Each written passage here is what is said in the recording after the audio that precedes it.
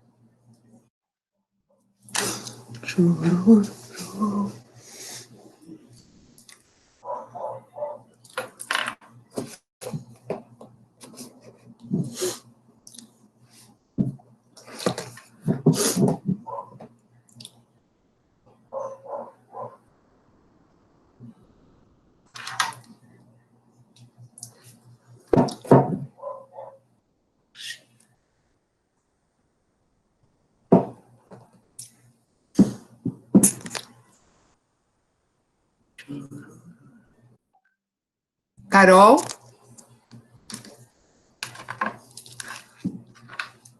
Oi, doutora. Terminando aqui, vou só colocar meu fone para a gente já testar, já começar, tá?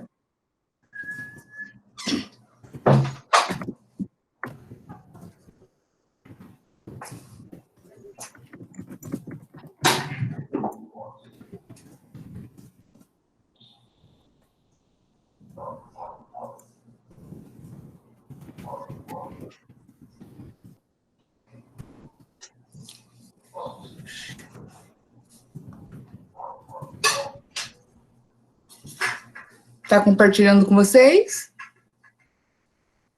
Ainda não, doutora. Não? O que foi que eu tive que fazer aquele dia? Apresentar agora. Compartilhar. Aqui.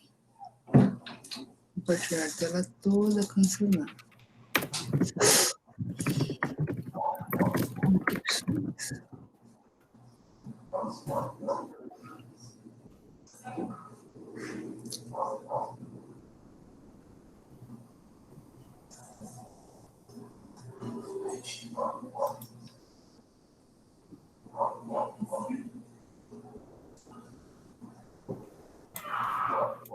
Foi?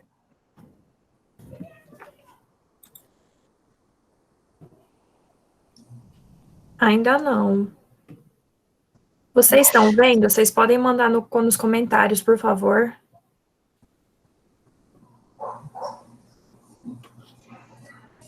Não, não estão. Peraí aqui.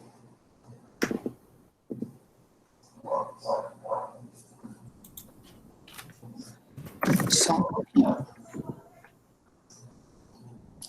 Você clicou em tela inteira? Porque aí você Tela clica inteira. agora. Compartilhar toda a tela, isso. Escolher o que você quer compartilhar. Sim? Foi? Não. Vamos ver se demora um pouquinho para ir mesmo.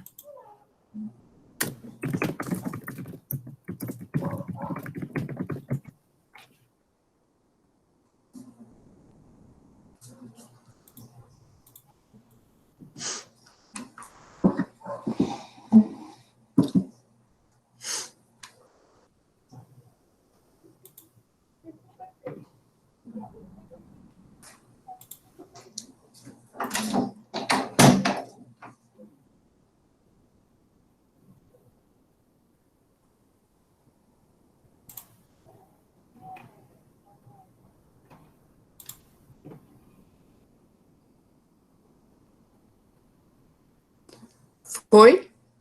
Agora foi.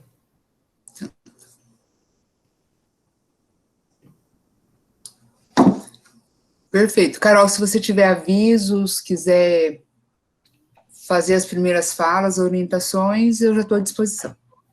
Gente, eu queria agradecer a todos que estão aqui agora. E passar um aviso. A gente vai passar a lista de presença e vamos mandar daqui a pouco no chat. Não esqueçam de preencher, tudo bem? A gente também vai ter um sorteio, que vai ser a partir dessa lista de presença. Então, fiquem até o final. E aí, só assim vocês vão conseguir ganhar, né, gente? Não desapareçam, por favor, e aproveitem essa palestra maravilhosa. Mais ou menos, Carol. Não vai prometendo muito, não, tá? Você tá muito política com essas coisas. Não é essa Coca-Cola toda, não. Alguém mais, algum aviso? Acho que não, já podemos começar.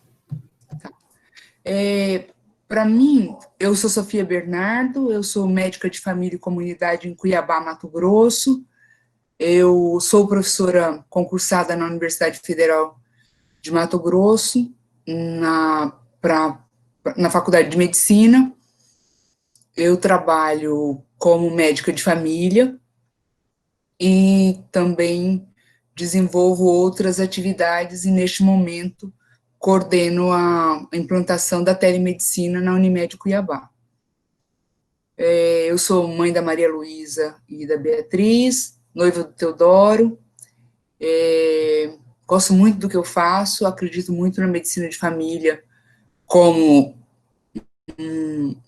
uma possibilidade de melhorar a saúde das famílias, das pessoas, de uma comunidade toda.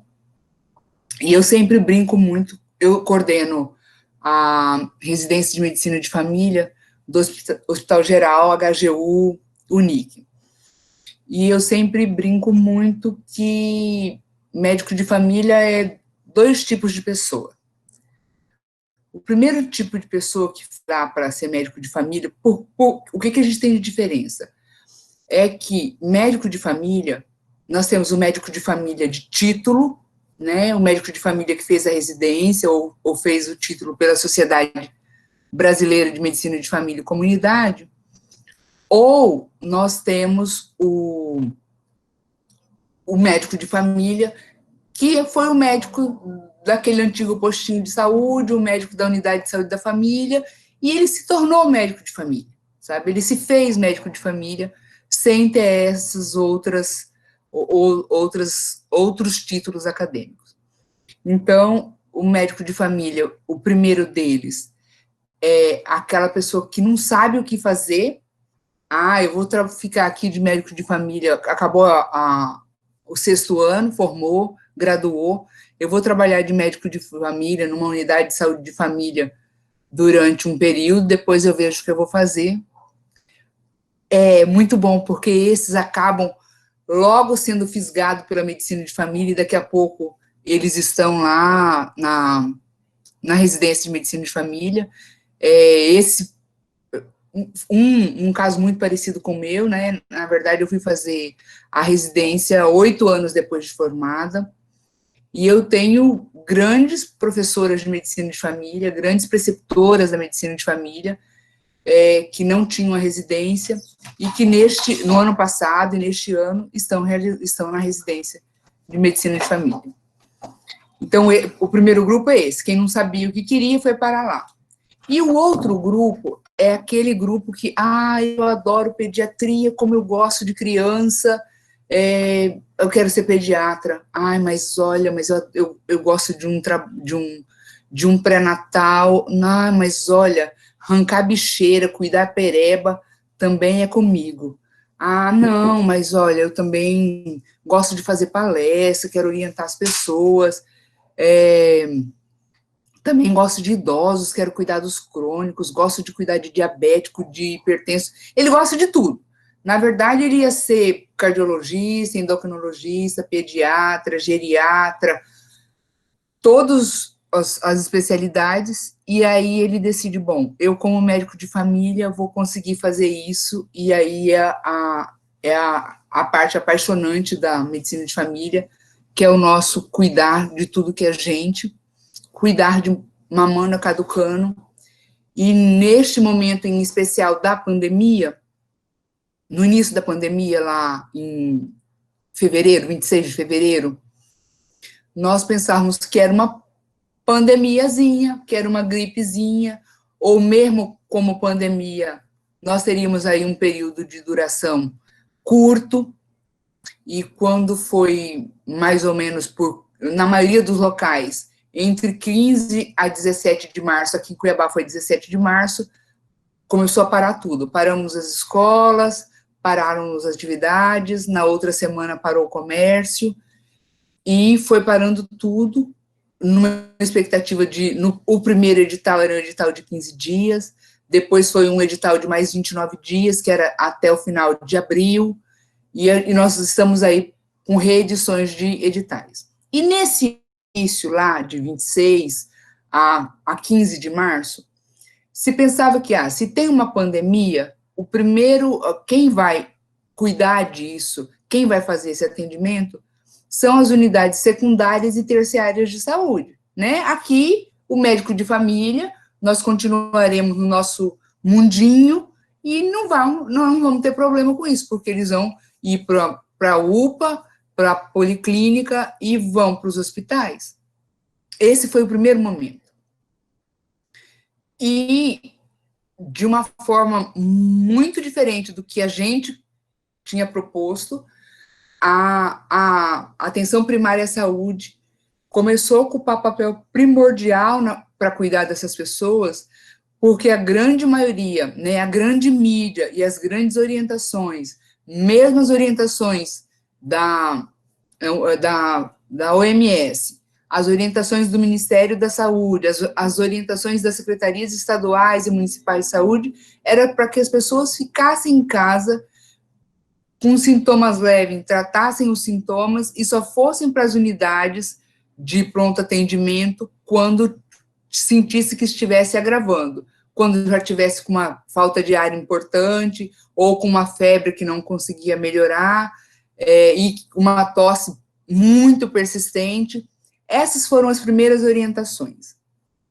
E logo em seguida, nós conseguimos entender de que quem ia fazer esse papel desse primeiro cuidado, verdadeiramente, era o médico de família. E aí começamos, então, com isso, organizar as nossas unidades para que isso acontecesse de uma forma, tanto de que nós pudéssemos continuar atendendo a nossa comunidade, no nosso território, mas também cuidássemos daquelas pessoas que vinham com sintomas do Covid-19. Esse material que eu estou utilizando, ele é um material básico que foi a Oswaldo Cruz que produziu, e aí depois pegando as atividades da nossa prática e algumas outras orientações mesmo do Ministério da Saúde. Então, os atributos da atenção primária à saúde, que é o acesso. Então, eu não vou dar acesso só para quem não tem Covid, eu vou dar acesso para todo mundo. Integralidade, eu vou cuidar da pessoa de forma integral. Então, ela tem hipertensão, tem diabetes, mas ele contraiu Covid, infectou com Covid, eu vou cuidar dessa pessoa também. A outra questão é a questão do cuidado longitudinal, né? Eu já vinha cuidando, é um paciente que eu já conheço a história dele, e agora, neste momento, ele precisa de uma atenção diferenciada. E vou coordenar esse cuidado, tanto coordenar esse cuidado junto com toda a equipe da estratégia de saúde de família, a enfermeira, técnicos, vocês vão ver que nós tivemos agora, né, nós temos um papel importante dos guardas, dos porteiros nas unidades que estão aferindo a temperatura dos pacientes quando chegam. Então, não é para aferir, para dizer para o paciente se ele tiver com a temperatura muito alta que ele tem que ir para outro lugar, ou que ele precisa ficar lá fora esperando a temperatura baixar para entrar. Mas é aferir a temperatura para que a gente saiba que essa pessoa precisa ser atendida prioritariamente. Nós contamos com a ajuda aí das recepcionistas, das técnicas, da enfermeira, que provavelmente, na maioria dos casos, é quem faz essa triagem para poder agilizar esse atendimento. Então, esse médico que está fazendo a coordenação do cuidado, orienta a família, porque nós precisamos orientar tanto o isolamento social quanto o isolamento domiciliar. A orientação para a comunidade e utilizar a nossa competência cultural para chegar até essa comunidade e fazer com que tenha uma resposta essa nossa atuação nessa comunidade.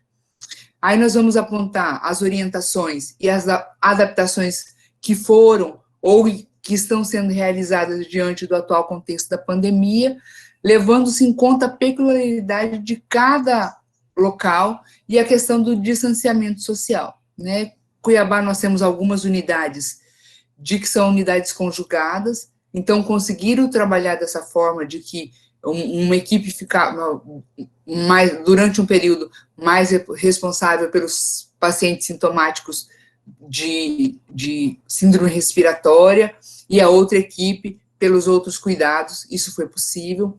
Ou lugares onde não é uma equipe única, nós tivemos aí a própria equipe se organizando, né, principalmente aí o papel importante da enfermeira, de estar fazendo esse primeiro atendimento, essa primeira triagem, e eu vou contar para vocês como é que isso foi desenrolando.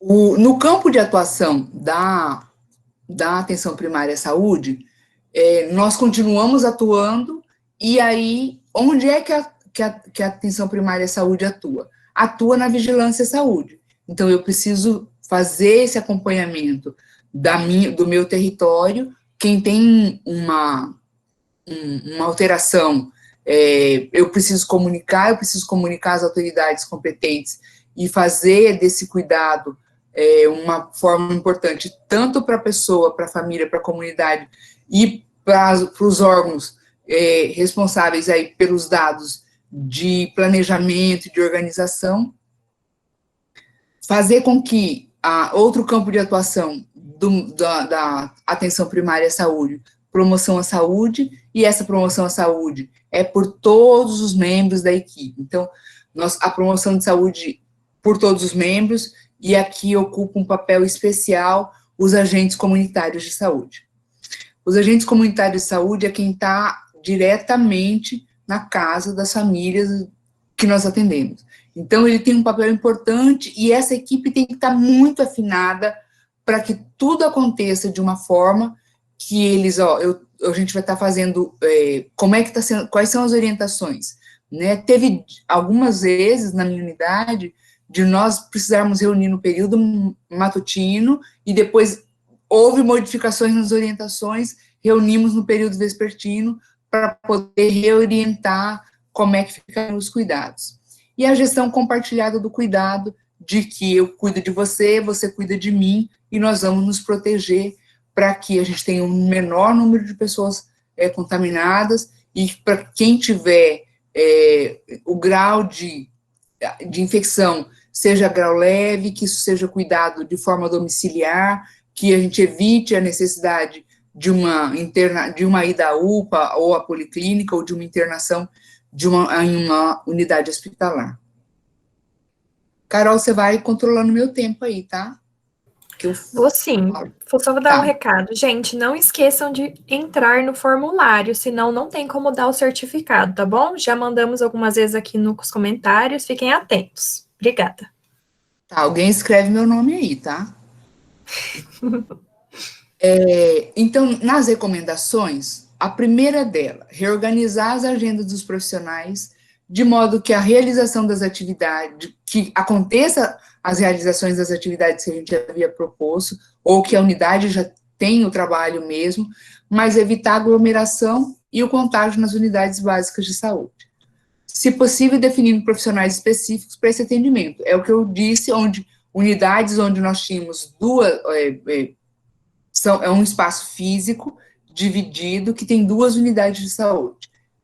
Uma equipe, algumas ficaram revezando mesmo, o outro, aquele médico que era mais jovem, que não havia comorbidade, sem maiores problemas, normalmente esse ficou para atender o sintomático respiratório, e o outro médico, se ele tivesse alguma comorbidade, ou alguma preocupação, ou tivesse um pouco mais de idade, ou alguém de doença crônica em casa, mas ele não ia se afastar, ficou atendendo esse outro médico que ficou fazendo atendimento para os não sintomáticos respiratórios.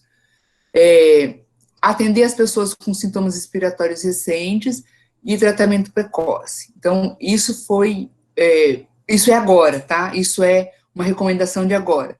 Na verdade, como eu disse no início, a recomendação lá atrás era de que as pessoas com sintomas leves, as pessoas que conseguissem permanecer nas suas casas, continuariam em casa, não saíram de casa, e só vão para as unidades quando isso tivesse um agravamento. Então, a grande mudança nossa desse comportamento neste período todo foi de que agora, hoje, a recomendação é atender as pessoas com sintomas respiratórios recentes e realizar tratamento precoce. Essa é a recomendação atual. O monitoramento longitudinal, por isso a importância da equipe de saúde, né? Eu médica, com 4.000 pacientes na minha estratégia, eu não tenho condições de estar acompanhando todo mundo. Lembrando que nós temos as outras patologias continuaram acontecendo. Então, os diabéticos, hipertenso, dislipidêmico, AVC, dor abdominal aguda, diarreia, enteroinfecção, infecção urinária, pielonefrite, tudo continuou acontecendo. Não parou o mundo e nós cuidamos só do Covid. Então, a equipe precisou se moldar de uma certa forma, onde todo mundo tinha uma tarefa importante nesse monitoramento dos pacientes crônicos que precisam de cuidado, no paciente que tem uma demanda de urgência ou emergência para ser atendido, independente da questão da síndrome respiratória, e o paciente, em especial, da síndrome respiratória. Então, nossa equipe, eu vou contar para vocês a nossa equipe. Nós temos a Adriane, que é uma recepcionista, ficou responsável de monitorar os nossos pacientes que estavam internados. Tá? Então, todos os dias, pela manhã, ela falava com todos os hospitais de Cuiabá e Várzea Grande para saber se tinha algum paciente nosso internado. E ela fazia uma lista e comunicava para todo mundo. Nós temos a doutora Renata, nossa psicóloga, que ficou um tempo mais sozinha, mas ela conta muito com o apoio da Sandra. A Sandra é enfermeira da equipe. E eles ficaram responsáveis por o monitoramento de todo o grande grupo. Então, de quem realizou coleta do exame para Covid, de quem se positivou, se não positivou, se está fazendo tratamento, se não.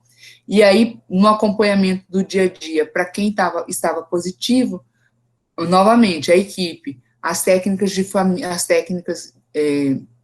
família, a Elaine e a Deusvani, faziam isso junto com o médico, porque aqueles casos mais graves, que necessitava de uma orientação, ou que precisava de uma aproximação maior, os médicos de família é que fazem essa ligação, mas na grande maioria, quem coordena essa divisão de trabalho é as duas técnicas de família que, como elas, até comigo, elas estão há muito mais tempo que eu na unidade, conhecem muito melhor cada paciente, então, esse paciente é um pouco mais grave, você precisa, liga para esse já ligou 3 vezes pedindo para falar com você, então, um pouquinho mais na frente eu vou falar do uso de outras ferramentas que nós utilizamos, além da consulta presencial, para que isso tudo acontecesse.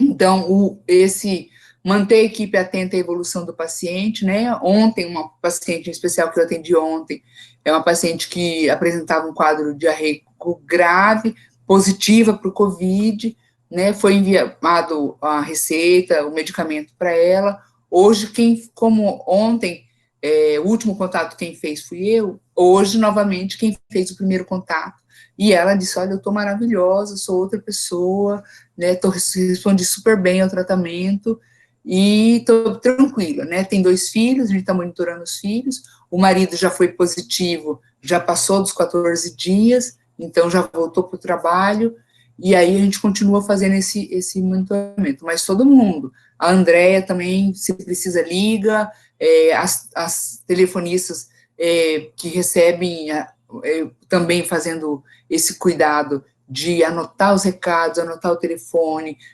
passar por e-mail, pedir para que encaminhe o e-mail com as solicitações e organizando a nossa agenda.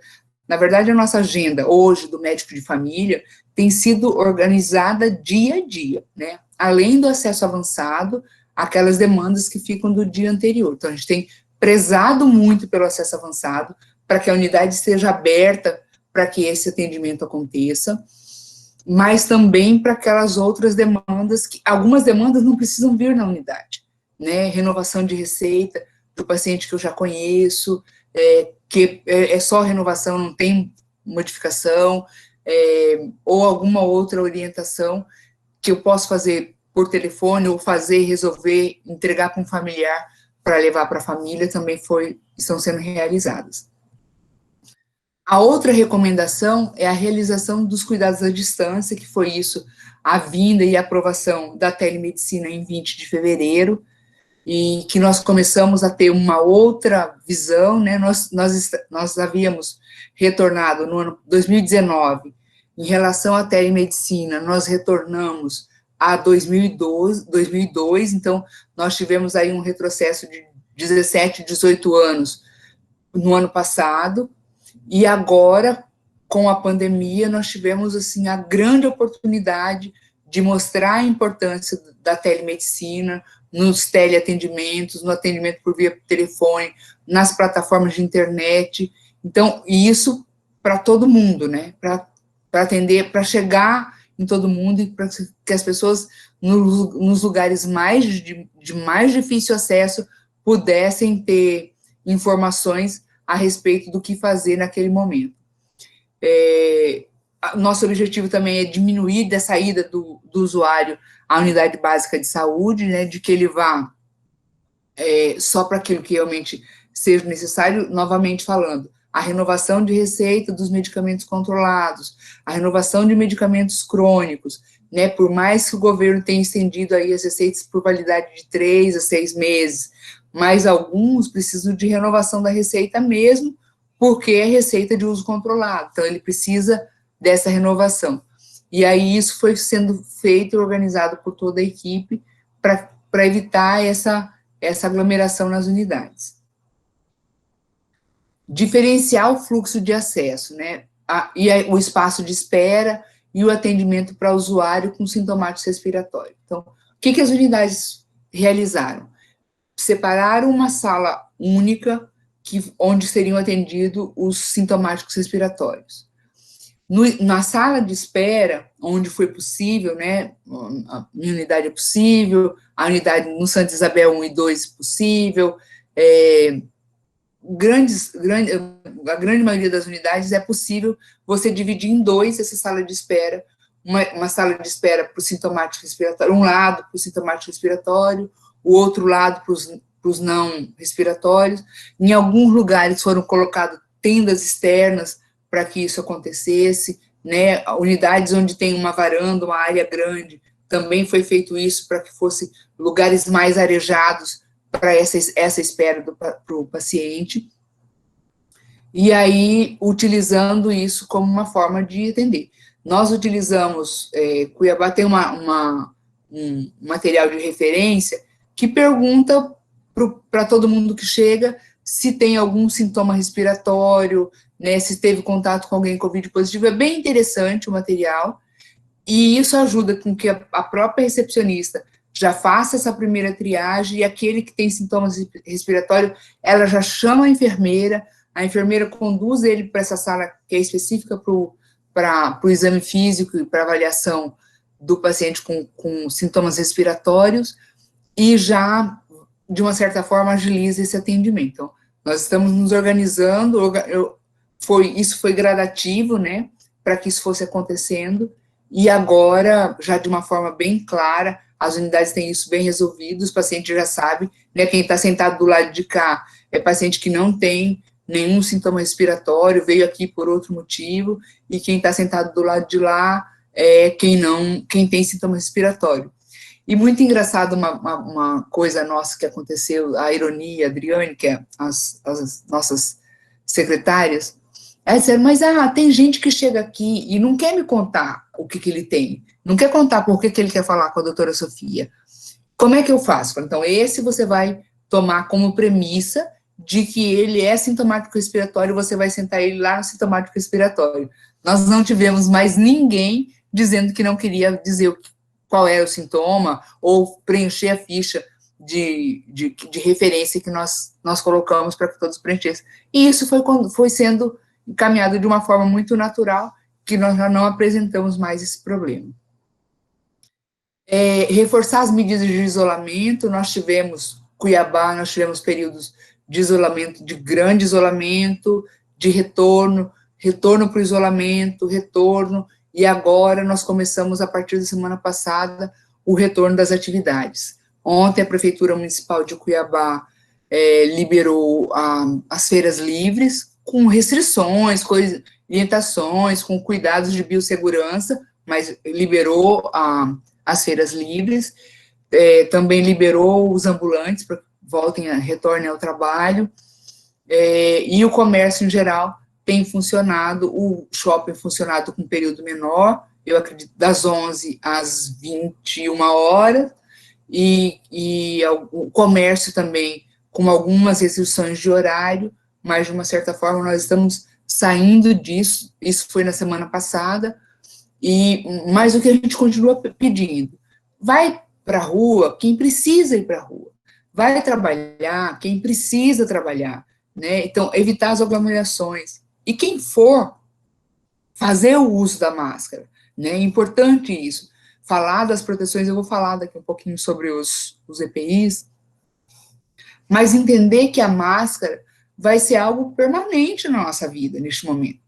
Eu precisei, durante esse período, agora que a gente estava com ainda mais fechados os sistemas, eu tive uma infecção ocular e precisei ir ao meu oftalmologista. E a mudança que foi feita no consultório dele, né, com placas de acrílicos, tanto para a proteção dele quanto para a proteção do paciente, mas até porque a proximidade de um exame físico do oftalmo é muito mais próxima do que algumas especialidades. Então, ele criou, vieram mesmo placas de acrílico, na qual ele faz a proteção.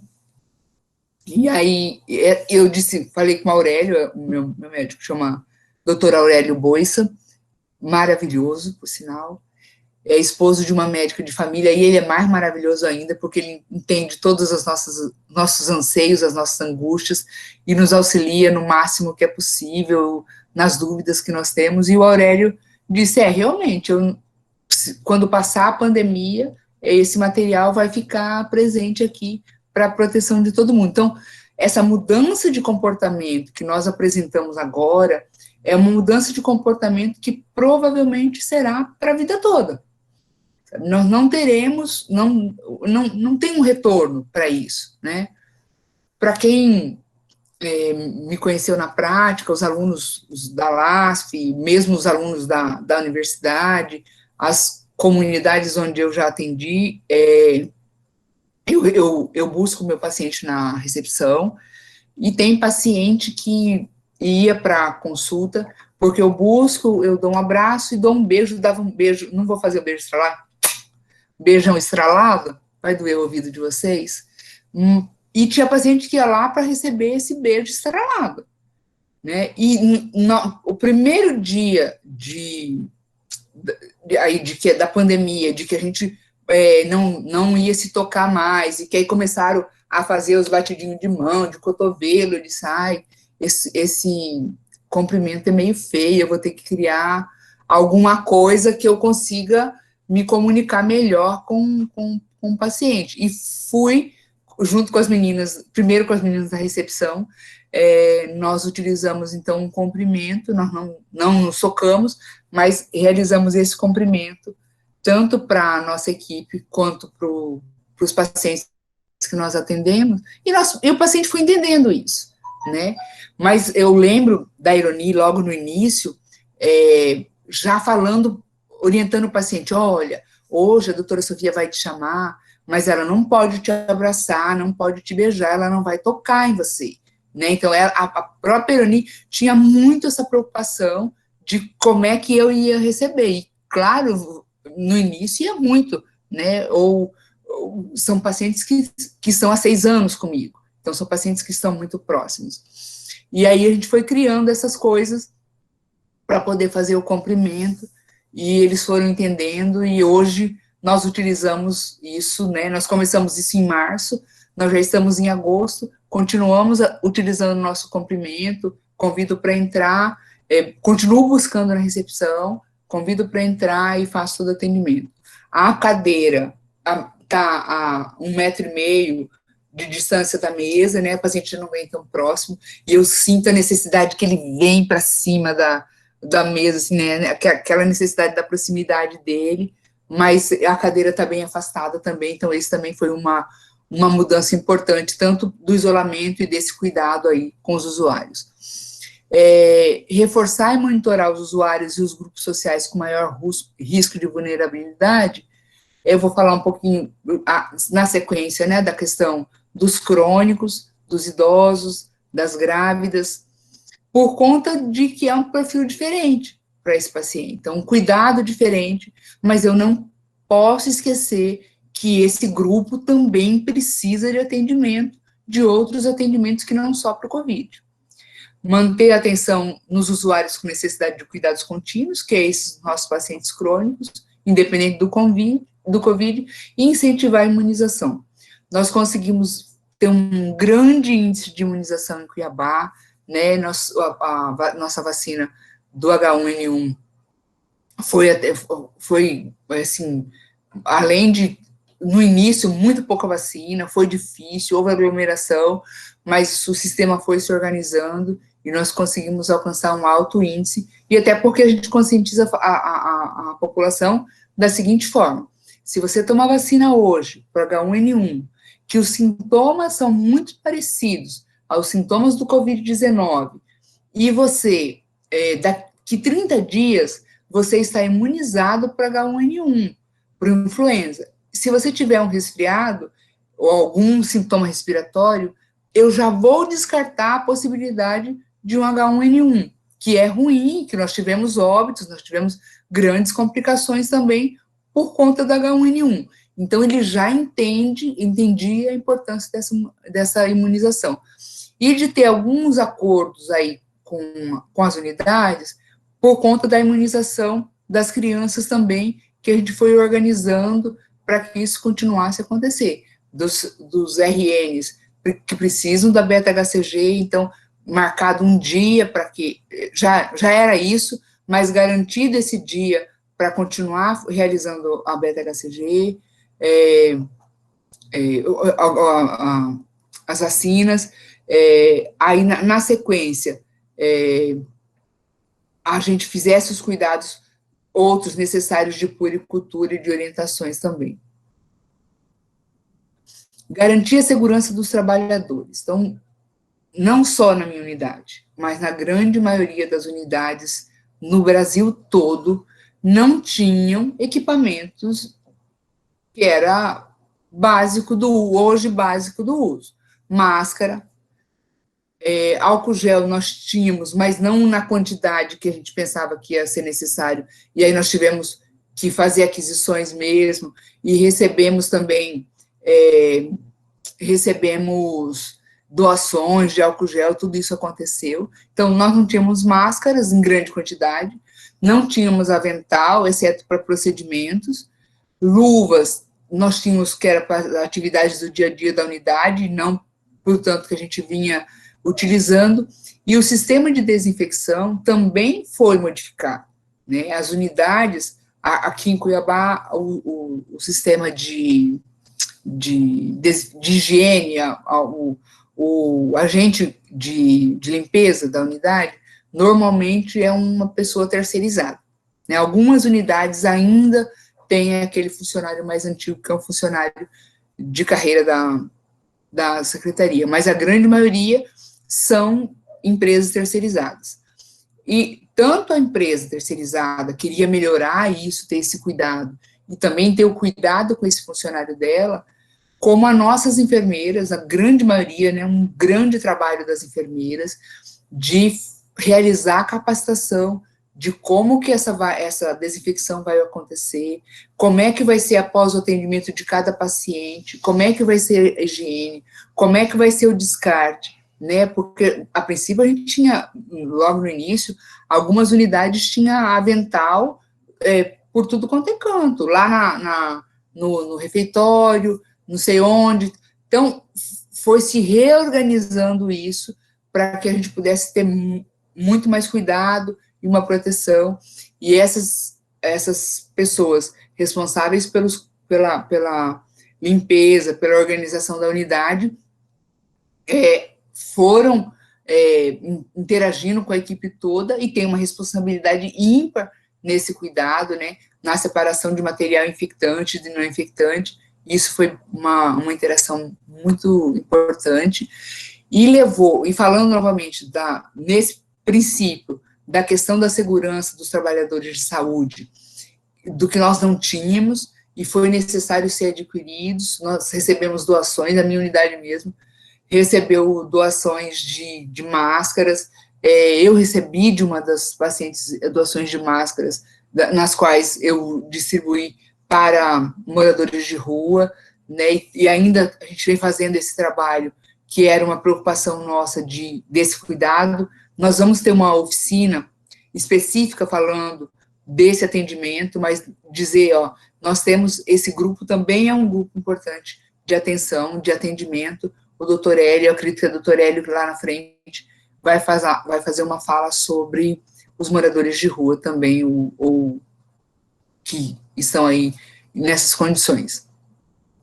Garantir a infraestrutura e a manutenção para que a unidade de saúde tenha espaço físico, tendas, oxímetro, oxigênio de alto fluxo e equipamento de proteção individual e produtos de higiene. Então, essa é uma parte que as secretarias municipais, estaduais tiveram que correr, porque realmente nós não tínhamos, né? A grande maioria dos oxímetros que haviam nas unidades era o oxímetro do profissional médico e algumas enfermeiras. Esse era o oxímetro que existia na unidade, mas foi adquirido para as unidades para que eles pudessem ter esse cuidado também. Às vezes a gente não tem oxigênio de alto fluxo, mas foram colocados aí alguns tubos de oxigênio para poder fazer esse atendimento, para fazer esse cuidado inicial, porque às vezes chegam alguns pacientes graves, né, nós tivemos algumas médicas nossas em Cuiabá que receberam pacientes graves e ficaram com eles 2 a 3 horas até serem removidos pelo SAMU, e também eu vou falar um pouco dessa interação com as unidades do SAMU e com as outras unidades secundárias e terciárias. Na realização das ações individuais e coletivas, né, do que a gente pode informar, então, logo no início, eu ainda consegui ir a uma empresa que preparou um espaço grande, aberto, para que eu pudesse dar uma palestra, falar um pouquinho sobre o que era o Covid. Foi logo no início, isso eu não me lembro muito bem a data, mas eu acho que foi março. Eu ainda consegui ir presencialmente numa unidade falar sobre isso. Mas depois isso foi impossível, e agora, nesse momento, o que a gente tem feito é utilizado-se as gravações de vídeo ou as colocações as gravações de vídeo ou realizações de live com esses trabalhadores de algumas empresas que estão aí próximas das unidades, para poder falar um pouquinho sobre isso. Os grupos dos aposentados. Eu tive uma das lives dessa.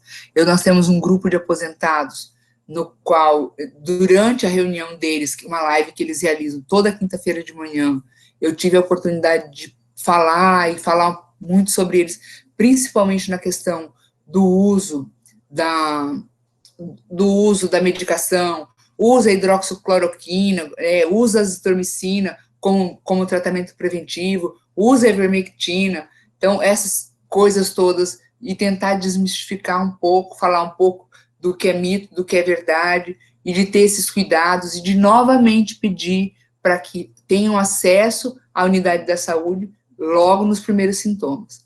Então, a unidade continua fazendo a vigilância à saúde, né, com ênfase epidemiológica, então a gente precisa notificar a vigilância sanitária para cada caso suspeito ou positivo para Covid-19.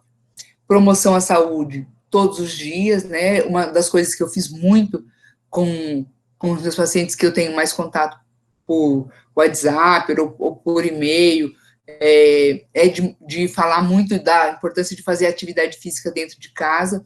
Eu tive um caso bem engraçado de um paciente que me ligou e pediu que ele queria que eu desse um atestado para ele, bem no lockdown, de que ele fizesse, que ele podia fazer, ele faz corrida, e que ele podia realizar a corrida dele, e era um atestado, assim, como se fosse, se eu desse um salvo-conduto, para que ele pudesse fazer a corrida, e se a polícia parasse ele, dizer, não, a minha médica liberou para que eu fizesse isso, né, nós rimos muito, é claro que eu não liberei, e junto disso, mandei para ele, né, na verdade, a esposa que comunicava comigo pelo WhatsApp, que é uma esposa que é portadora de uma doença crônica, e aí eu tenho um cuidado diferenciado com ela, mandei para eles lá as atividades para realizar. Depois a gente pode deixar disponível aí, Carol, essas atividades que eu fui colocando ao longo desse período para atividade física, colocando alguns desafios para eles também, mas falando muito de alimentação saudável, falando muito de hidratação, falando muito da atividade física, né, do cuidado físico, mental, espiritual, de realizar uma meditação, de ter essa, né, nós tivemos aí um encontro, uma jornada de saúde e espiritualidade, de falar um pouco disso também com eles na promoção de saúde, e garantir o cuidado clínico, né, de garantir que esse paciente receba o cuidado clínico precoce e necessário. E a gestão compartilhada do cuidado com outros serviços da rede. Então, a gestão compartilhada do cuidado começa do juradinho, do médico com o paciente, eu ainda continuo fazendo juradinho, que eu gosto muito,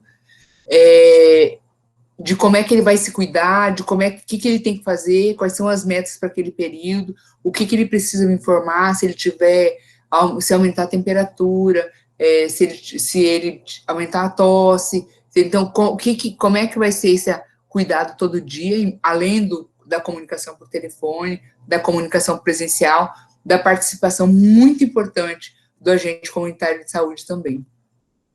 E a gestão compartilhada com os outros serviços da rede. Então, com o serviço da telemedicina, vieram muitas coisas, né? Vieram muitos pedidos da telemedicina, vieram muitas solicitações, muitas orientações da telemedicina, e que a gente tinha que, às vezes, conhecer um pouco desse serviço para poder entender a linguagem. Então, estamos aprendendo ainda a lidar a questão presencial com a questão da telemedicina, ou com outros grupos da telemedicina que vem atendendo, né? Nós temos o Missão Covid, que é um grupo de médicos do Brasil todo que fazem esse atendimento gratuito à comunidade. Ele faz um agendamento, liga para esse paciente e faz o atendimento por telemedicina, a teleconsulta para esse paciente. E a gestão compartilhada com as UPAs, com as outras unidades de saúde, com as policlínicas. Cuiabá, agora, né, esse último momento, como é que está organizado? Nós temos 16 unidades, ou 16 polos, que receberam os testes para realizar, os kits para realizar os testes rápidos para o Covid-19. E também receberam as medicações para serem entregues para os pacientes que necessitam de tratamento, né? Cuiabá adotou, o protocolo de Cuiabá está utilizando a medicação no tratamento para o Covid e está sendo entregue para o paciente isso também. Se a minha unidade não faz parte, não é essa unidade polo, como é que acontece? acontece, é como se tivesse acontecendo uma rede de controle, de que, ó, o paciente veio na minha unidade, ele tem os sintomas para o COVID, está no período adequado para coletar o exame, a própria enfermeira, às vezes não precisa esperar pelo médico, pode encaminhar para essa unidade de referência onde ele está sendo realizado os testes, para que isso possa acontecer. Então, essa organização com outros serviços da rede foi muito importante para que a gente pudesse cuidar melhor da nossa comunidade. Cuiabá, além desses 16 polos, o governo do estado de Mato Grosso montou um grande atendimento na Arena Pantanal, é o nosso estádio de futebol que foi criado para a Copa de 2014, eu sei que dói no coração de muita gente lembrar disso, e lembrar que o dinheiro que era para ser feito no hospital, nós tivemos aí um grande jogador que disse que nós não precisávamos de hospital e precisávamos era de estádio. Então, agora, nós estamos utilizando os estádios para fazer hospital de campanha e realizar aquilo que já deveria ter sido realizado.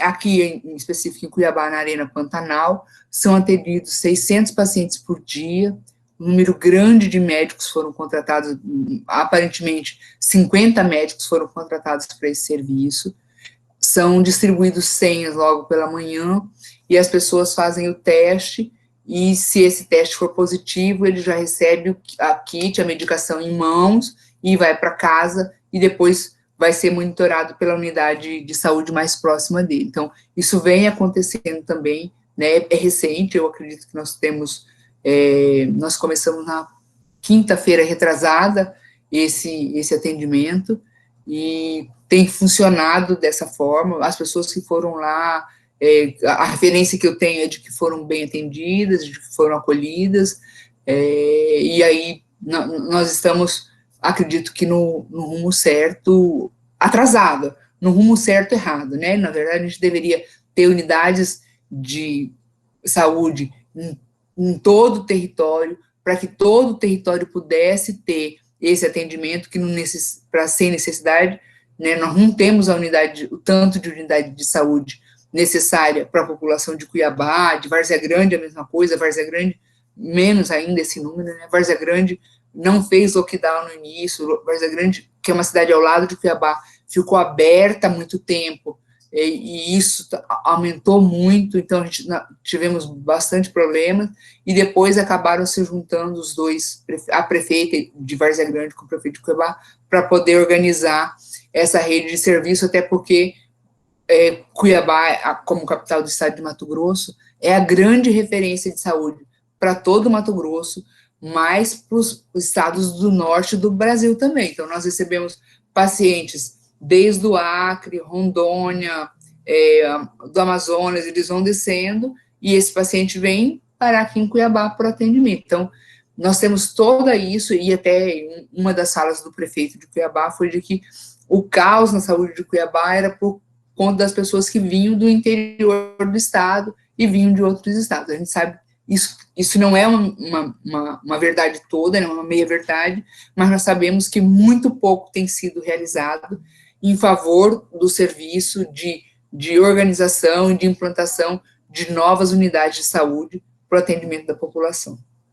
Isso não é só uma realidade de Cuiabá, a grande maioria dos municípios do Brasil, essa é uma realidade muito próxima, e que a gente sabe que isso precisa melhorar, de ter investimento lá na atenção primária. Quanto mais investimento eu tiver na atenção primária, melhor será a minha relação lá com a atenção secundária, atenção terciária, e assim por diante.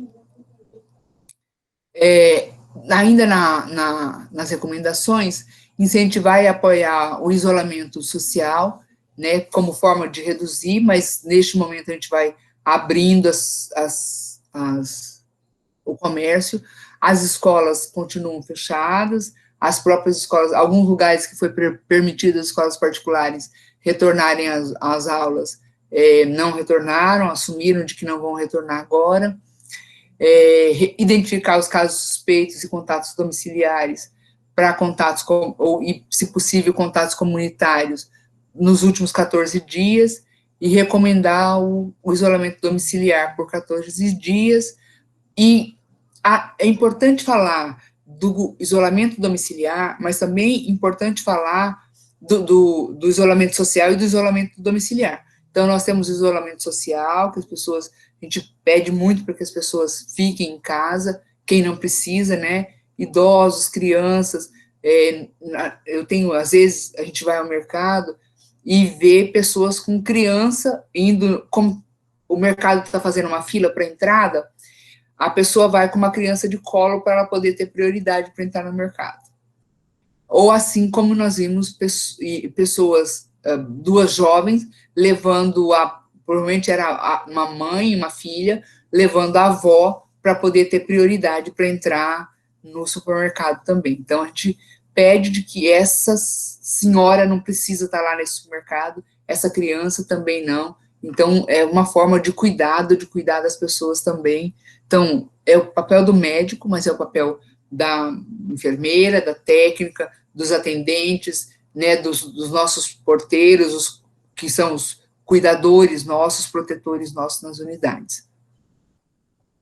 Assegurar o suporte da rede de urgência e emergência, especialmente na regulação, transporte por meio de ambulância e remoção pelo SAMU, e a comunicação entre os pontos da rede. Então, nós temos muita dificuldade para todo mundo, isso é uma realidade, da dificuldade para essa remoção. Quando chega um paciente grave na unidade, e ele precisa de uma remoção por via da ambulância, e que na grande maioria das vezes essa remoção é realizada pelo SAMU, e o SAMU tem todas as outras atividades para serem, né, realizadas, continua acontecendo acidentes de trânsito importante, que o SAMU é acionado, outros padrões de saúde também, o SAMU é acionado, e aí essa acaba complicando bastante essa remoção pelo SAMU, como eu relatei aí, nós tivemos uma colega que ficou entre 2 a 3 horas aguardando o SAMU para remover uma paciente com uma saturação aí de 86, 85, 86. Eu sei que ela passou muito mal nesse dia, foi um dia muito difícil, porque muito preocupada para realizar essa remoção. E por parte da gestão municipal, da gestão regional, fazer com que essas articulações, as ações, o serviço da rede de atenção, que compõe a linha de cuidado específica para o COVID, tenham critérios e tenham critérios de encaminhamento, né, que eles tenham uma forma de organização, de articulação, para que isso aconteça na teoria e na prática, para aquilo que está no papel, né, seja praticado pelas unidades, que as pessoas sejam cuidadas dessa forma. Então, foram as mudanças que foram acontecendo, as necessidades de intervenção e de aproximação da rede municipal com a rede estadual de saúde, né, e isso acontecendo de uma forma que o grande objetivo é cuidar da saúde da população. Como eu tinha dito anteriormente, as outras patologias e aqueles pacientes crônicos, nós todos, continuam acontecendo. Então, eu fiz aqui um levantamento especial para os pacientes idosos, por conta de que essa é a faixa etária com maior risco para o COVID, né? A gente sabe que a grande maioria dos óbitos estão nessa faixa etária, infelizmente. E aí, avaliar junto com esse paciente o custo-benefício de realizar atividade de consulta ou procedimento eletivo para essa população. Ele realmente precisa, ou eu posso fazer um atendimento por atividade de teleatendimento, eu posso fazer uma atividade, orientar um filho, orientar um familiar sobre o cuidado dele para que ele não precise ir na unidade.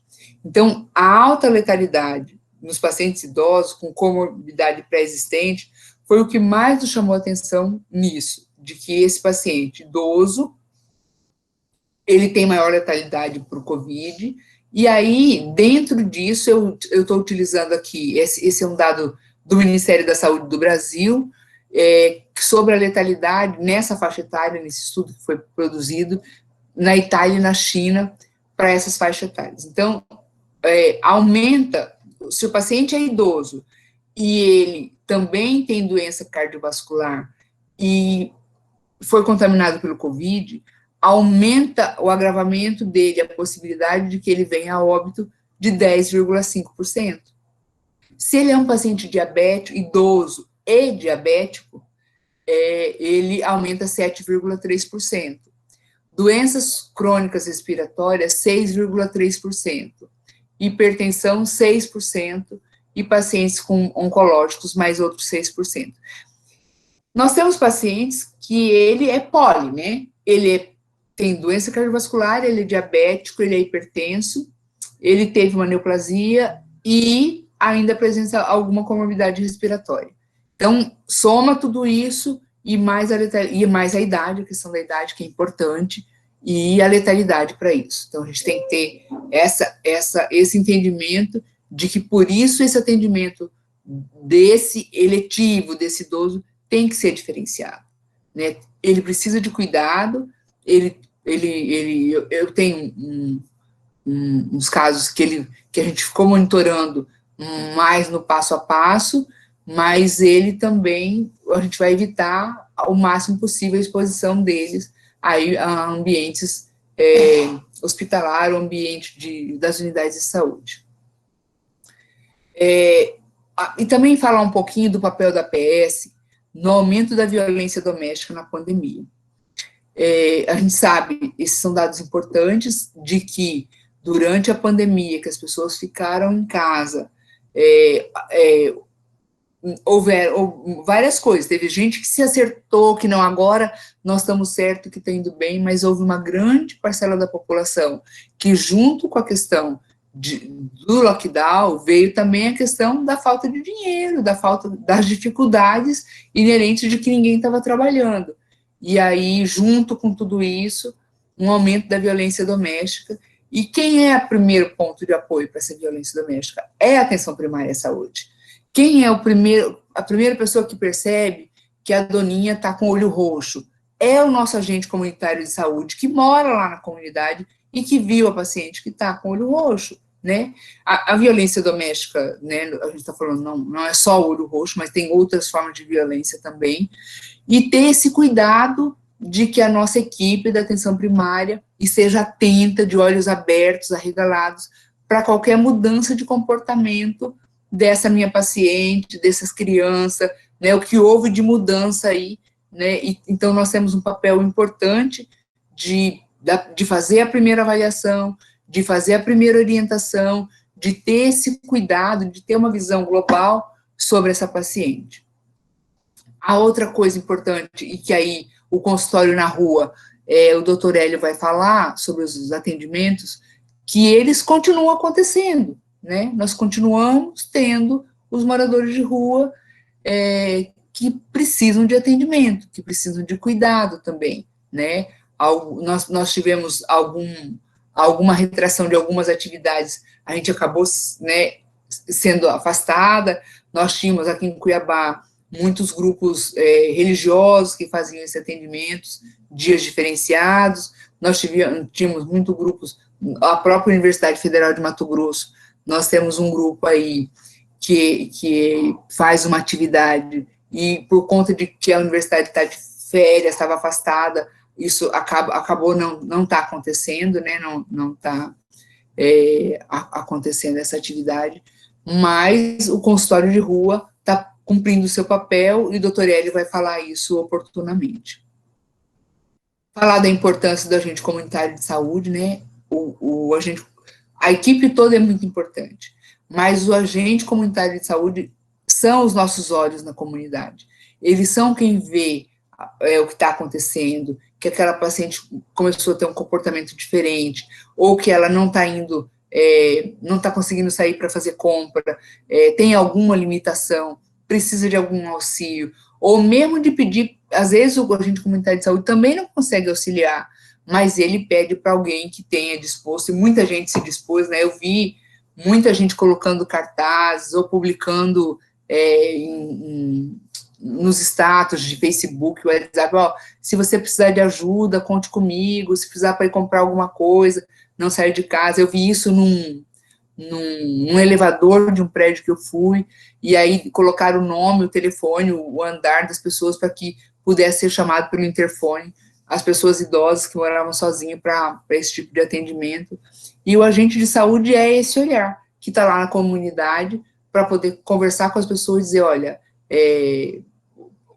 às vezes alguém está precisando de alguma ajuda, né, alguém está passando alguma necessidade, e aí também os alguns grupos se organizaram para a distribuição de alimentos, para outros tipos de cuidado, e é o agente comunitário de saúde que nos ajuda a indicar essas famílias que estão em vulnerabilidade, que precisam de alguma outra ajuda, é o agente comunitário que vai nos auxiliar nesse processo. E aí, como mensagem final, eu falo um pouco da organização do atendimento. O atendimento, essa organização, todos participam dessa organização, né? Desde o porteiro, a agente de limpeza, as recepcionistas, as técnicas de enfermagem, a enfermeira, grupos que tem o NASCE atendendo, né? Que tem psicólogo, fisioterapeuta, assistente social, também cumprem o seu papel nesse atendimento, e todos devem participar dessa organização, desse atendimento, devem contribuir para que isso aconteça, dizendo, olha, dá para melhorar nisso, não dá para melhorar uma outra coisa. As atribuições outras, além do atendimento clínico, propriamente dito, de responsabilidade da PS, né, que é a questão documental, as questões de informações para secretarias. Então, você tem todo um trabalho que é desenvolvido por algumas pessoas da equipe que precisa continuar acontecendo, né, da enfermeira que faz os informes, que faz os estudos, faz o estudo desse atendimento, né, a gente tem para dar a resposta do que está acontecendo a cada mês. E ressaltar a necessidade de que cada unidade faça a sua adaptação à sua realidade local, né, então, por isso, participa todo mundo nessa definição de organização e o momento epidemiológico da doença, né, hoje, Mato Grosso está na coloração, está no amarelinho lá, né, que está estável o número de contaminação e óbitos, mas nós temos vários estados, acho que 8 estados, que ainda estão no vermelho, que ainda são casos graves. Nós não sabemos como será a resposta agora, após essa reabertura do comércio em Cuiabá, mas por isso a vigilância epidemiológica é importante agora, para a gente ver nesses próximos dias, 10, 15 dias, o que vai estar acontecendo na nossa realidade, e reforçar muito isso, de que é toda a equipe de saúde da família, toda a equipe da estratégia, toda a equipe da atenção primária à saúde, que é responsável por esse atendimento, por esse cuidado. Não é algo restrito para o médico de família, não é algo restrito para o pobre da enfermeira, que faz tantas outras atividades, né, e isso precisa acontecer. Eu não falei, tinha colocado que eu queria falar isso, eu acabei passando, da questão do pré-natal e do puerpério, né, a importância desse atendimento, que é necessário que ele seja continuado e que ele tenha os momentos importantes aí, né, da solicitação de novos exames lá na 24ª semana, das outras necessidades, das orientações para essa grávida, para essa puérpera, realizar o primeiro atendimento do RN, então também que a unidade se organize para que isso aconteça de uma forma tranquila, né, para a unidade e para a mãe que está apavorada com tudo que vem acontecendo, né, para muitas aí que estão com muitas puérperas agora, foram pegas de surpresa no meio da gravidez, né, então você tem toda essa adaptação. É claro que a gente conseguiu muitas das grávidas fossem realizar a atividade, primeiro foram afastadas, aí na sequência foram realizar atividades de home office, para que isso para aqueles setores que eram necessários. Então, na verdade, esse grupo vai ser um grupo que vai demorar um pouco para ter o retorno ao trabalho. Eu digo que esse vai ser o penúltimo grupo que vai retornar às atividades, né, entre o antepenúltimo e o penúltimo, porque vai ser crianças, grávidas e idosos, vão ser os últimos que vão retornar, e quando a gente for retornar a essas atividades. Existe aí uma fala do professor Focaccio na semana passada no Congresso de Infectologia, de que nós estaremos convivendo aí com o Covid pelos próximos 5 anos, né, e essa reorganização talvez seja uma reorganização permanente, não é só uma adaptação agora, mas para uma reorganização. E que aí dizer de que o mais importante, essa é a LASF, da Universidade Federal de Mato Grosso, a qual eu coordeno com muito orgulho, muita honra, amo muito esse trabalho, né, com as minhas crianças. Eu coordeno a LASF desde 2014, né, eu coordeno, não, na verdade eu sou um membro mais da LASF. Eles têm uma vida própria, têm uma organização. A Janaína é nossa presidente atual, que, consegue ver? Que está do meu lado esquerdo, é a Janaína, nossa presidente atual. Nós temos na LASF, nós temos outros membros, membros de outros cursos, que não só da medicina, de membros de cursos, outros da saúde, né, da saúde coletiva, da enfermagem, da educação física. Nós estamos num processo seletivo agora, e nesse processo seletivo nós vamos, né, Janaína, nossa presidente lá, organizou, houve uma solicitação e foi aberta a possibilidade de que a medicina veterinária possa se inscrever também no nosso processo seletivo da LASF. Então, a gente tem tido todo esse cuidado de que a LASF, que é uma Liga Acadêmica de Medicina de Família e Comunidade, participem realmente todo mundo que tenha interesse por isso.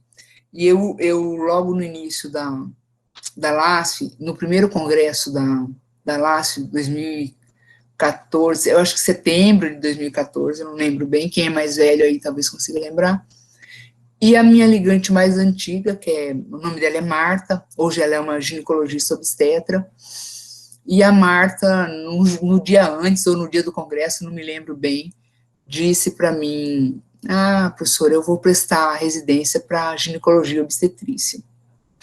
Eu fiquei muito arrasada, fiquei muito triste, disse, puxa, não ensinei nada, né, não fiz nada, minha ligante mais antiga, minha ligante mais atuante, vai fazer ginecologia, e assim, e depois eu me sentia muito culpada, porque a gente ia para as atividades, e como eu sabia que ela gostava, e aí e tinha todo esse envolvimento, tanto a parte de orientação das mulheres, a parte de coleta dos preventivos, era a Marta que fazia, orientava os outros, organizava, né, então eu sentia assim, puxa, eu que empurrei ela para ir fazer isso. E durante esse primeiro congresso, em 2014, o Dr. Jair Giampani é um oftalmologista, e ele foi fazer uma apresentação no congresso falando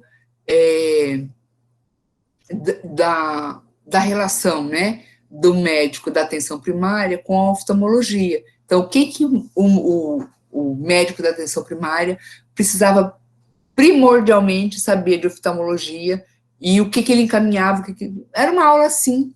E lá pelo meio da palestra do professor Jair Giampani, ele diz assim, professora Sofia, pode ficar tranquila, que aqui os seus alunos que são da Liga, que participaram da Liga,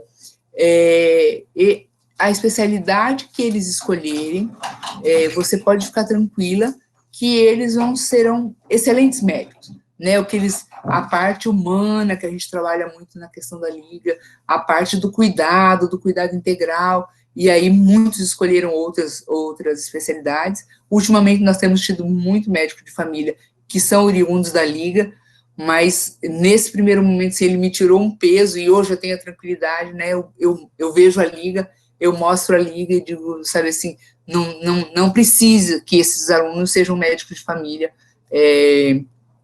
lá no futuro, mas eles vão ser médicos diferenciados, então dizer que realmente o importante na medicina de família é chegar próximo aí do nosso acadêmico de medicina, dos acadêmicos da área da saúde de uma forma geral, para que a gente tenha esse outro olhar esse olhar para o outro, esse cuidado, né, esse cuidado orientado na pessoa, e que isso seja uma forma de que eu vou estar melhorando o meu cuidado a cada dia. Eu agradeço muito, eu acredito que a gente tem algumas perguntas, eu não consigo ter acesso ao chat, mas algumas coisas aí, Carol vai coordenar o que for pergunta, o que for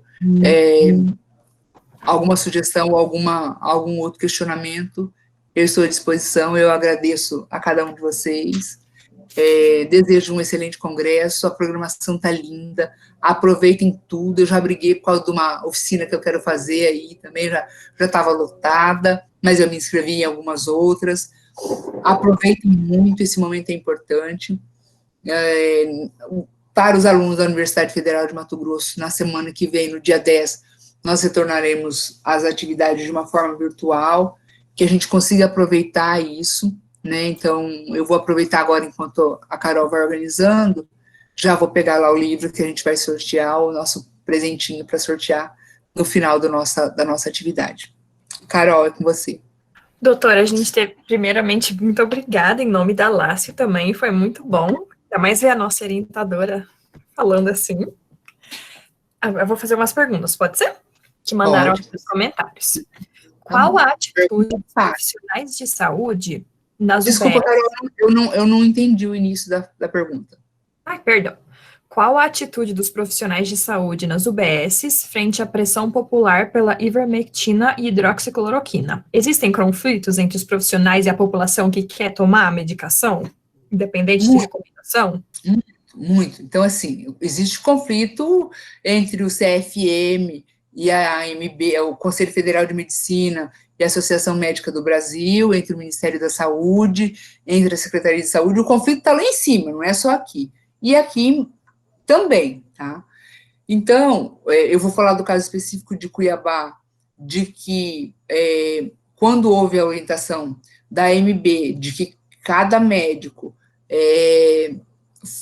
a Sociedade Brasileira de Medicina de Família e Comunidade, ela não autoriza, não é esse protocolo, ou o protocolo que o Ministério da Saúde tem aprovado atualmente, não é o que a Sociedade Brasileira de Medicina preconiza. Então, a gente já começa a ter conflito por aí, quem está mais próximo da sociedade tem mais dificuldade ainda, e depois, quando o município de Cuiabá está oferecendo, o município, o governo do estado também, está oferecendo azitromicina, hidroxicloroquina, ivermectina e Tilenol ou paracetamol para o paciente.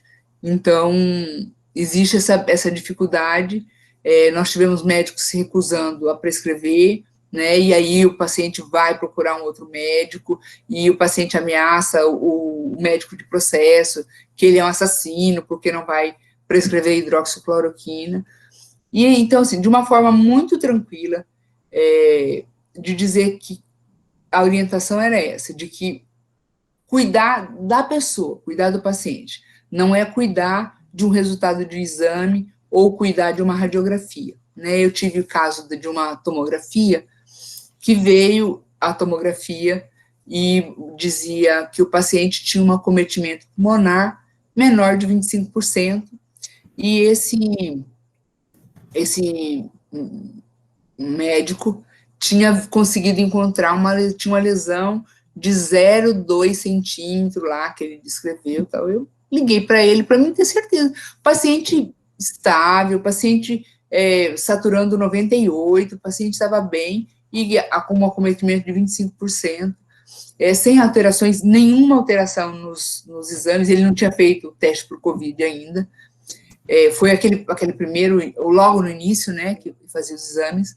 o hemograma, PCR, transaminasa, creatinina, tudo dele normal, e veio essa bendita dessa tomografia com 25% de acometimento, alguns pontos de vidro fosco de 3 centímetros, não sei na onde, 2, não sei, bem assim, aí eu liguei para esse médico que laudou, e ele, eu preciso de um livro, que está bem ali, amor. Esse de cima, o vermelhinho. Então, aí, pro médico que laudou, eu perguntei para ele, doutor, o senhor disse que é menor de 25%. O que realmente o senhor está querendo me dizer com isso? Ele disse, doutora, de 1 a 24% é menos que 25%. Né? Então, foi uma resposta, assim, dizer, olha, sabe, porque algumas outras sociedades se protegeram, né? Cada qual foi se organizando. A infectologia se organizou e se posicionou contra essa forma de tratamento com ivermectina, com hidroxicloroquina, com anita, ela se posicionou contra isso e deixou muito claro isso. Nos hospitais sérios, com uma equipe responsável, não foi permitido esse tipo de tratamento.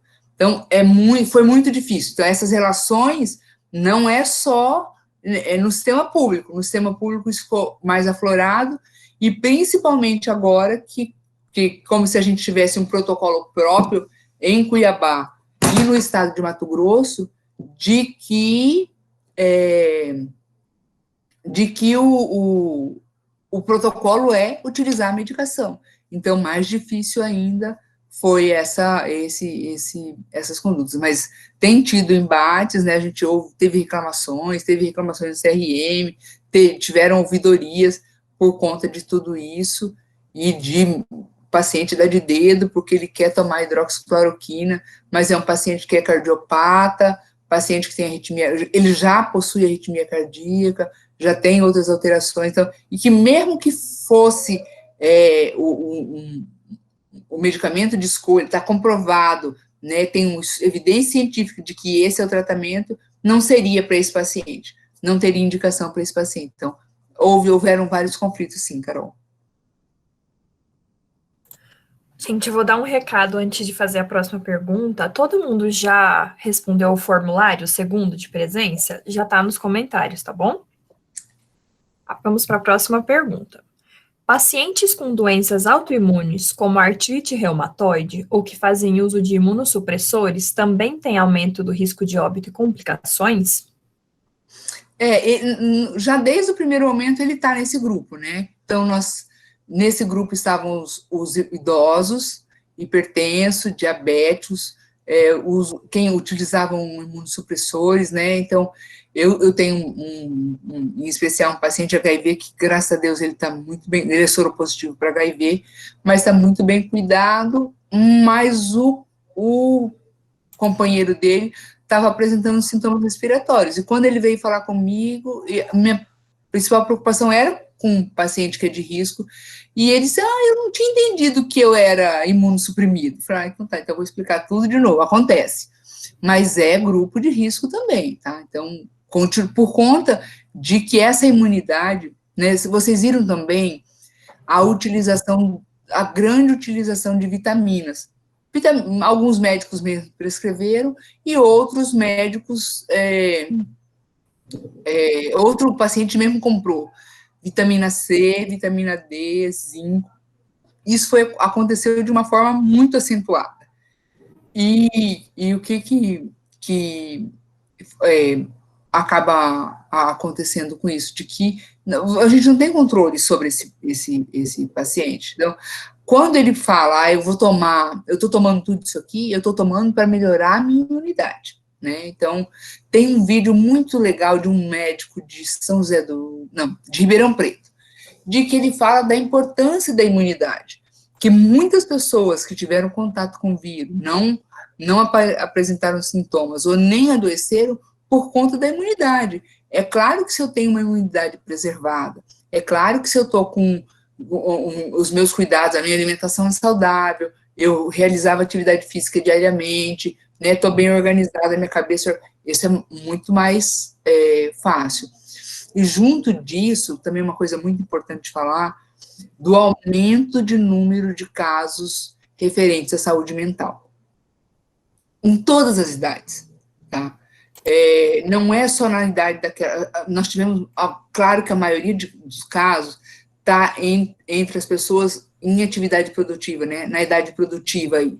A maioria dos casos estão aí. Mas eu lembro do meu primeiro caso de um adolescente inteligente, considerado aí 2, 3, 4 anos seguidos naquele quadro de honra lá da escola, dos melhores alunos da escola, e eu lembro da vinda dele logo no início eu estou dizendo de janeiro para vocês, e que ele veio, e ele estava entrando, começando a fazer a síndrome do pânico que ele fez, por conta de que ele, e é claro que ele provavelmente estava estudando mais que os outros, que o Covid ia vir para o Brasil, e que o Brasil ia ter problema sério por conta disso, e ele já tinha, provavelmente, alguma coisa leve, mas isso agravou durante esse período, e ele fez uma clássica síndrome do pânico, e entrou em tratamento. Então, falar um pouquinho da importância da atuação também das equipes para essa atenção à saúde mental, que também precisa ser cuidada, né? Os crônicos imunossuprimidos, mas a saúde mental precisa de um cuidado especial, não é só da medicação, às vezes, de uma outra proximidade.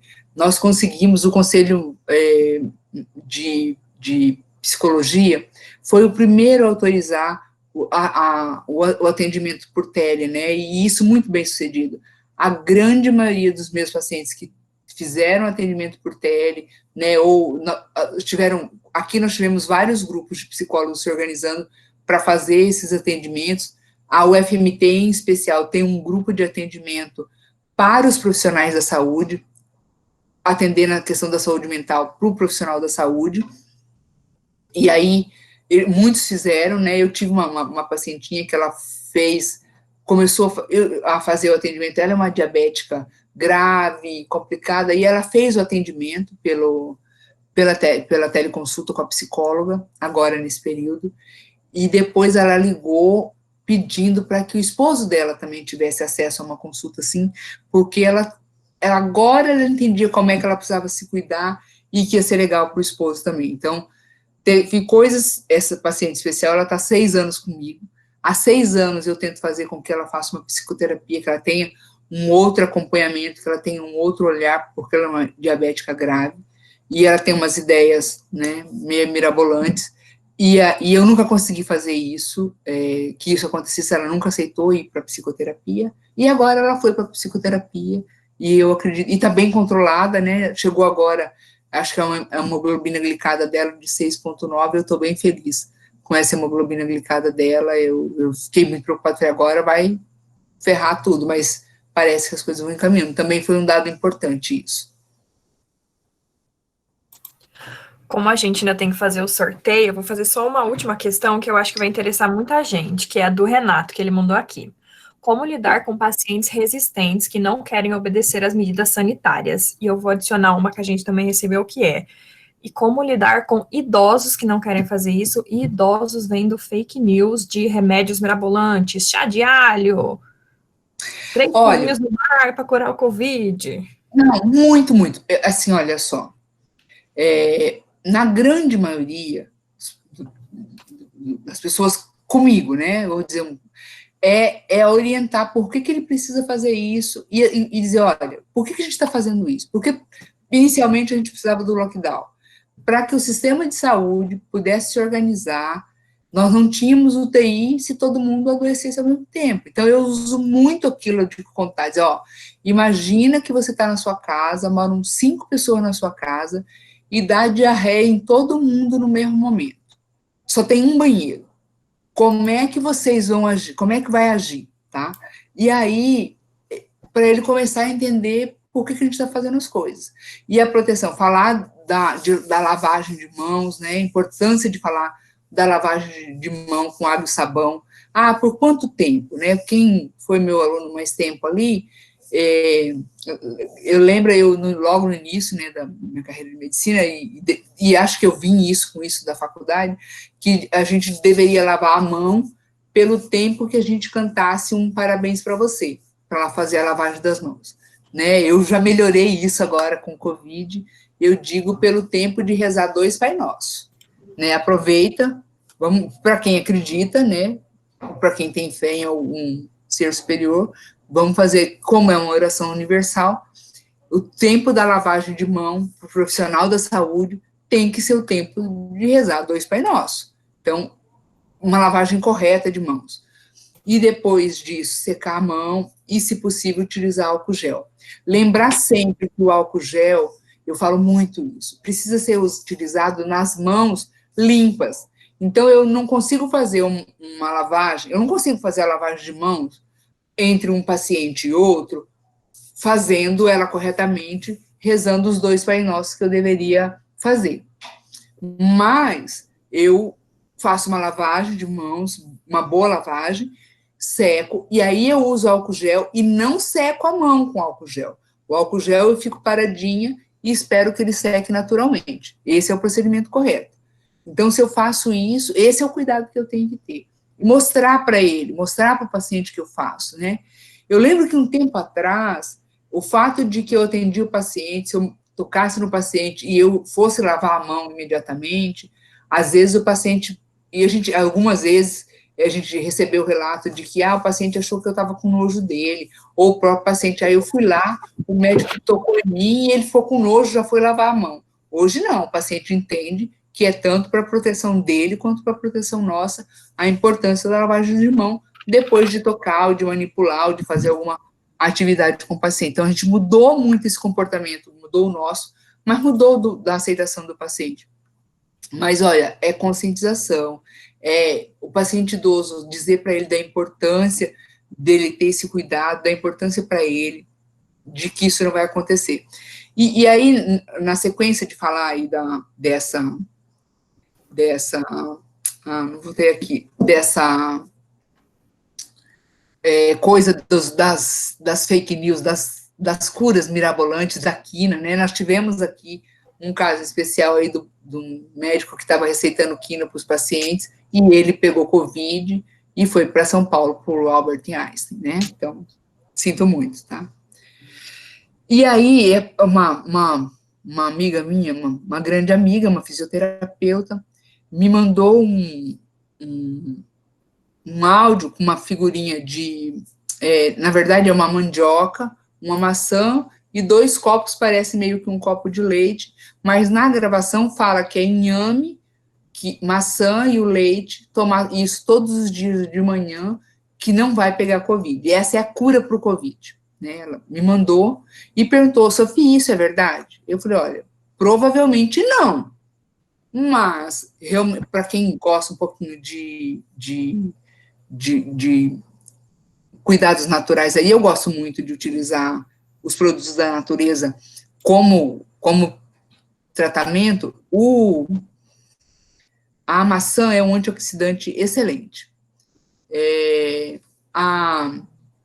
O inhame é um anti-inflamatório importante. Ele tem várias outras propriedades. Quem quiser depois ver as propriedades do inhame, é um alimento muito interessante.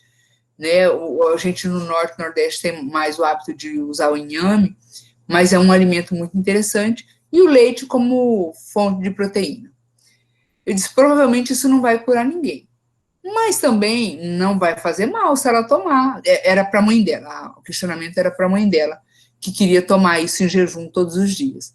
Não vai fazer mal. Mas só que você pede para ela fazer, a mãe é idosa, né, fazer isolamento social, utilizar, se precisar sair, utilizar máscara, lavagem de mãos com água e sabão, lavagem de mão com água e sabão, uso do álcool gel. Se ela sair para a rua, ficar longe das pessoas, permanecer aí 2 metros de distância das outras pessoas, fazer o estritamente necessário e voltar para casa, fez compra, tudo, chegou em casa, tira o sapato, lava o sapato imediatamente e depois, na sequência, tira a roupa, coloca a roupa já para lavar, toma banho, se limpa, depois organiza as compras, né, a higienização das compras, como foi, nós temos vários, eu encaminhei vários para muita gente e nas minhas mídias sociais, como é que faz essa higienização.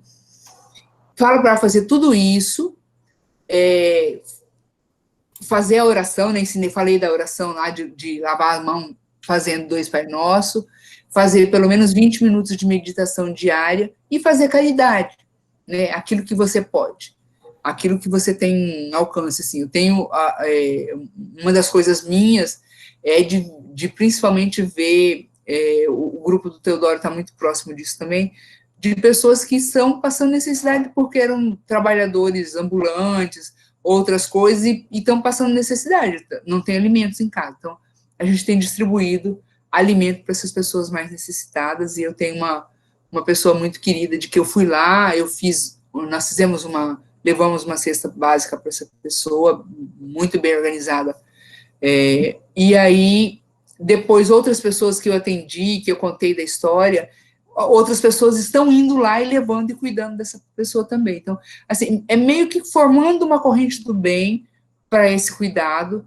né? Então, fazer caridade é fazer o bem também, é se proteger, é se cuidar, sabe? Não é só tomar medicamento. Então, eu, na verdade, fiz um texto grande, é um texto enorme, depois passo aí para as meninas, Carol, para Janaína, para poder distribuir, mas de falar principalmente de que os cuidados continuam sendo os mesmos, né, e acrescentado de algumas coisinhas a mais, né, de fazer, a minha vizinha que é idosinha não pode fazer compra, a senhora quiser, eu vou fazer a compra para a senhora, eu trago alguma coisa, eu pago a conta, né, para quantos, uma coisa que me aconteceu muito é a pessoa ir com um dinheirinho para mim, levar o dinheiro para mim pagar a conta de luz pelo meu aplicativo do celular, né, e muita gente aconteceu isso.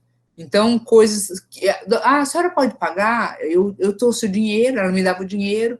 Então, de se propor a ajudar essas pessoas, de estar disposto a fazer alguma coisa diferente pelas outras pessoas também, eu acho que esse é um momento importante. Eu acredito que essa mudança de atitude em relação ao outro, em relação à questão da compaixão, em relação dessa questão da afetividade em relação às outras pessoas, também vai mudar. Né, eu tenho um outro olhar para as pessoas neste momento, né, diferente do que a gente tinha de passar desapercebido. Eu tenho, como é que eu coordeno isso da doninha que não consegue, não dá, tá, eu não consigo ir no banco, eu não sei ir no banco pagar, o banco está fechado ou com algumas restrições, as lotéricas também, mas ela precisava pagar a continha de água, a continha de luz, e aí traz lá o dinheirinho dela, né, ela tem 78 anos, né, aí depois eles vão contando um para o outro, eles vão indo tudo também, tá? Não se preocupe que eles aparecem 300 depois, assim, isso distribui muito rapidamente pela comunidade. Então, de fazer isso de diferente, né, de usar isso, de falar de algum alimento, né, de falar do melão de São Caetano, Cuiabá fala muito do melão de São Caetano, né, eu graças a Deus, nunca tomei melão de São Caetano, mas a gente vai fazendo essas orientações o tempo todo, é todo dia, né? Não se cansar com essas orientações para que isso aconteça. A minha bibliografia é essa recomendação para a Organização da Atenção à Saúde no SUS, enfrentamento do Covid-19, que é uma linha do Covid da rede de atenção da Fundação Oswaldo Cruz, que foi publicada agora em maio de 2020. Mais alguma coisa, Carol? Alguém mais quer falar alguma coisa? A gente já passou um pouquinho do horário, então agora a gente vai fazer o sorteio. Doutora, muito obrigada por responder para vocês dúvidas. A minha experiência, antes de você falar, por que eu escolhi este livro? Nós estamos, assim, eu acho que uma das coisas que não tem retorno, que para muita gente é algo maravilhoso, eu tenho tido oportunidade, né, ontem eu fiz a minha primeira receita com assinatura eletrônica, QR Code, e mandei para uma paciente lá em Barra do Garça, e ela comprou o medicamento, claro que eu demorei um pouco para conseguir chegar nisso tudo, porque precisa fazer a certificação digital, precisa ter, né, você vai ter que ter um aplicativo ou alguma coisa para poder fazer essa receita, tudo um processo de aprendizado que vem sendo nesse período, e agora assumindo a telemedicina da Unimed, e conseguir fazer isso dessa forma para paciente. Então, eu acredito que a telemedicina, né, a telesaúde, de uma forma geral, com o próprio telesaúde que nós temos em Cuiabá e vários polos no Brasil inteiro, né, do Rio Grande do Sul, de Manaus, eu gosto muito do grupo de Manaus, assim, parece que eles, a fala deles está muito próxima da minha, é um grupo que eu gosto muito. Então, telesaúde, telemedicina, teleconsulta, telemonitoramento, é algo que não terá retorno, é algo que a gente não tem retrocesso para isso, né? Não vamos voltar para 2002 se em algum momento nós tivermos a vacina para o Covid e todo mundo está imunizado e nós não temos mais problemas. Se em algum momento muito rápido chegar a isso, as pessoas vão continuar fazendo telemedicina, telesaúde, teleconsulta, telemonitoramento, porque é muito bom, sabe? Dá mais trabalho, não é uma atividade fácil, por isso, a minha escolha para esse livro é Triagem e Consulta ao Telefone. Estamos realmente ouvindo, dentro daquela premissa de um estudo, né, de que a gente demora aí 12 segundos para interromper o paciente, quando eu pergunto, por que o senhor veio aqui? E aí eu demoro aproximadamente 12 segundos para interromper. Então, falando dessa escuta atenciosa, né, desse paciente, eu acho que é um livro que é um livro muito recomendado para todo profissional de saúde, mas por isso eu fiz essa escolha de que vocês, espero que o sorteado goste muito, divulgue, é um livro que foi da Artimed e bancado pela Sociedade, pela Medicina de Família e Comunidade, e a Sociedade Brasileira de Medicina de Família apoiou também esse trabalho. Pode para carregar. Muito obrigada, doutora. Tá? Todo mundo que está online. Aí a Janaína, as meninas vão ficar responsáveis, ou também me manda, se for alguém de fora, eu coloco no correio e mando também, tá? Uhum. Com muito carinho. Muito obrigada, doutora. Que vocês aproveitem muito. Pessoal, eu vou fazer o sorteio agora. Eu coloquei o nome de todo mundo que se inscreveu na oficina, porque a gente não consegue controlar quem está aqui agora ou não. Então, se você for sorteado, manda alguma coisa, alguma mensagem no chat, que nós vamos... Para a gente saber que você está aí. Para a gente saber que você está aí. Se ninguém responder, nós sorteamos de novo. Isso. Tá todo mundo vendo a apresentação? Tá dando para ver? Eu vou... Já tá o nome de todo mundo. Eu posso sair daqui, né? Vou sortear o nome. Calma aí, peraí, deixa eu ver, deixa eu ir lá ver. Isso. Estou vendo vocês.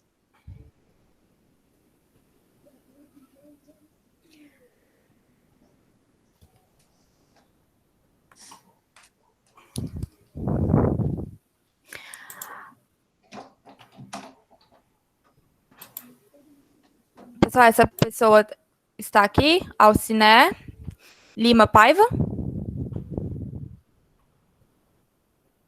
Ai, fala que tá. Está. Parabéns. Que bom, que legal. Nós vamos entrar em contato. Manda uma mensagem lá no grupo de WhatsApp, por favor, e a gente entra em contato com você para ver sua localização. De onde que você é, Alciné?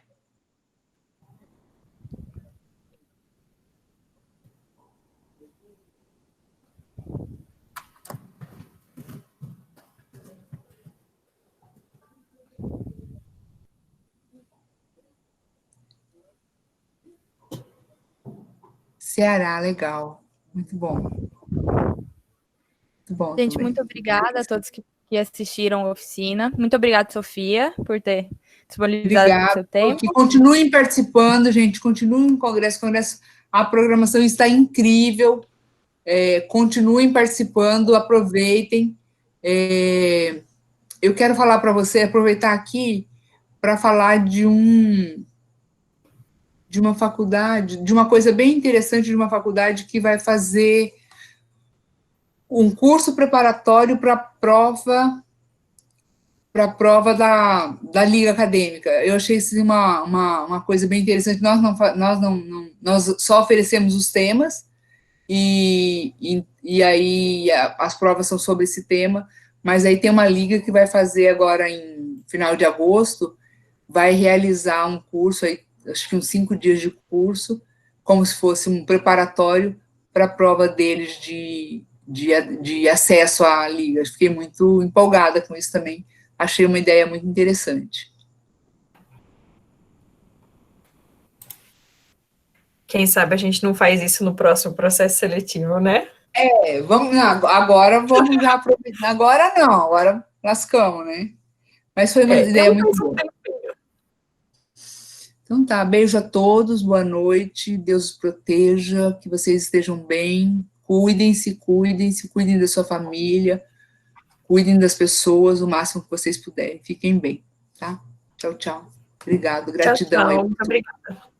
Muito obrigada a todos que ainda estão aqui. Boa semana.